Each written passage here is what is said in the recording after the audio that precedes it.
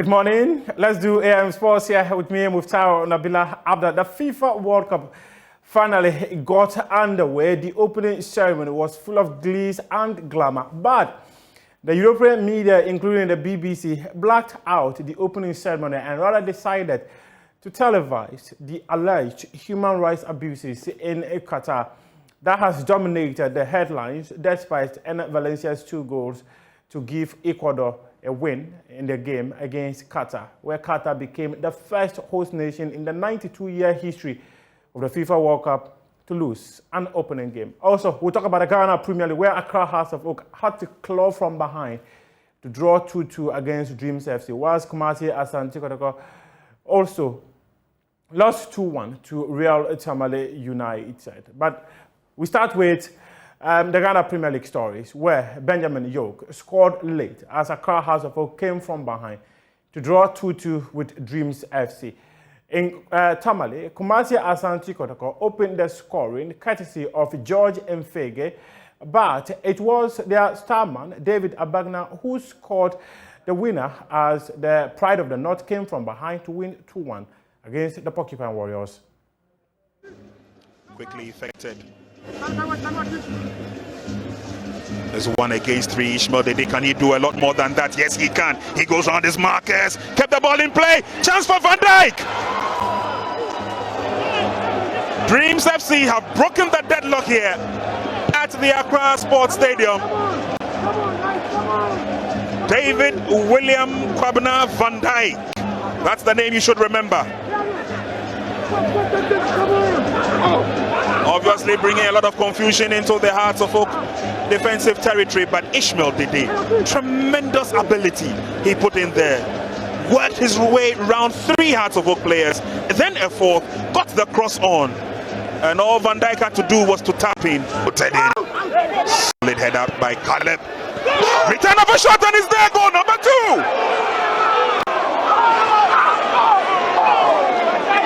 Oh, this certainly is Van Dijk Day. 2 goals to the good by Dreams FC, and the big question, what were the markers of Accra Hearts of Oak doing? Corner kick was floated in. First attempt of the clearance was from Caleb Amankwa, and then it fell right there, and it only took a flick. Side here, Samuel Inkom. And you realize,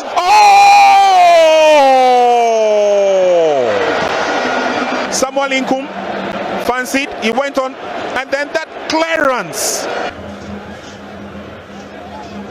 Eso pushes on to Salifu, back to Eso. Through the middle, opportunity for the Fabians! They are back in it!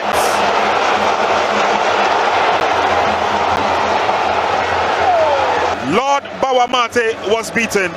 Build-up was good until that pass. And Benjamin York let one go. Asma's throwing. Opportunity and the clinical finish from George and Fege. The Porcupines in the lead at the Aliu Baba Stadium. And Fege popping up and scoring an excellent goal for the Porcupine Warrior. The defending, the header from Hafiz Adams presented an opportunity for George Fege and took it and really took it well. Great Gaddafi. Aren't you seeing the love of the ball?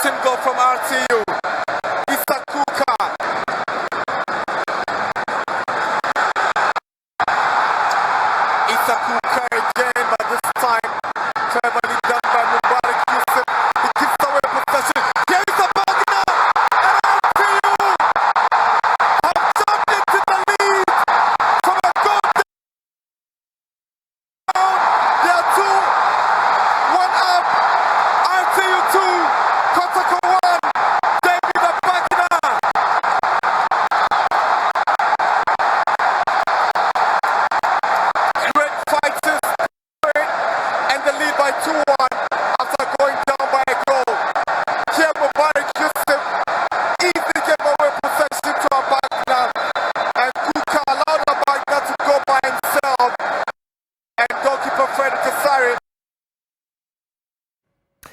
Let's go to Qatar, where the opening ceremony of the FIFA World Cup took place before the first game of the competition between host Qatar and Ecuador. Morgan Freeman and Jen Cook, they start the glizzy ceremony that transpired, and it lasted about 28 minutes. We'll bring you some excerpts of what happened during the opening ceremony.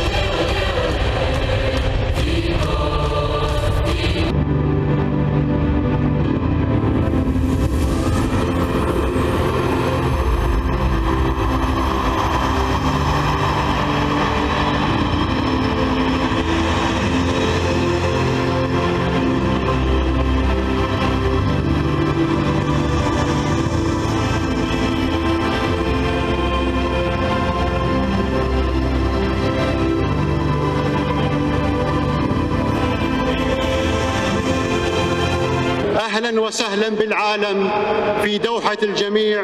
Welcome and good luck to all.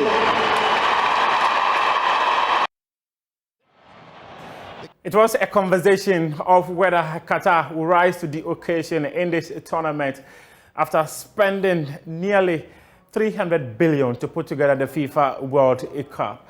Well, the opening game against Ecuador gave glimpses of what the world can expect from this team. And Joy Prime's pundit for the FIFA World Cup, Christopher Nimley, believes the team will struggle in the competition.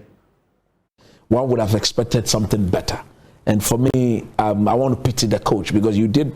I did say earlier on before the game started that if you want to, if you've gone in for a typical Catalan, somebody who believes in possessive football and dominating the round object, you need to have quality players to enable you to do so. So I was wondering whether they've got the quality to play the Spanish way, and it is clear from what we've seen they come nowhere close to what a typical Spanish team will do, and that, in my view, will be their downfall, and they will struggle throughout the tournament.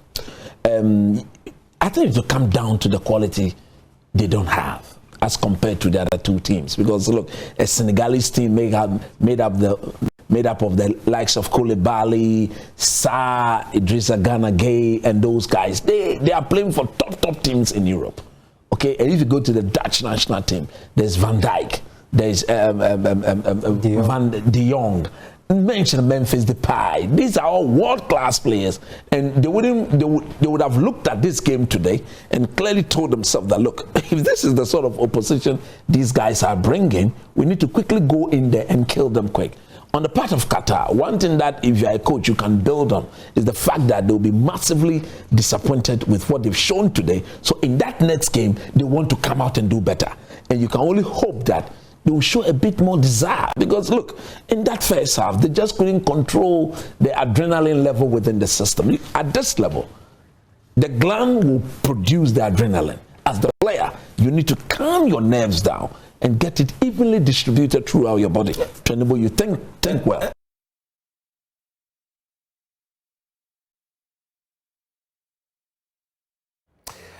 The opening game started on Sunday. The Black Stars will be in action later this week. Their game against Portugal is happening on Thursday, and former Ghana international Anthony Bafo has called on the Black Stars technical team not to leave anything to chance. According to him, our players would provide them some difficulties in camp, and the leadership must ensure that everyone is brought together and given the needed spirit to rise to the occasion. First of all, when you go to a World Cup, and I had the pleasure in 2006 to be part of the delegation, and so also what happened behind the scenes. So it is very, very important to be well prepared. Apart from technical and tactical skills, you need also managerial skills, because this is the first time Otto will be with a team for 3 to 4 weeks. Yes. So you will have different in camp. You see, every player has a different character. You have a captain with Dede and Thomas Partey, Yeah. who are the leaders together with all those who have experience. Exactly, Jordan, Baba has been there for quite a while. And it's important to have a good atmosphere, a good ambience, a good team spirit that can take you places. Believe me, it's very important. The FA, they're already in Qatar. Yes. And this is very important. We go, we're there ahead, they have been going 3, 4, 5 times. This is a World Cup. You can't leave anything to chance. Bonuses should be paid if they're owing the players. The environment within camp, you have to make sure that everything is tip-top.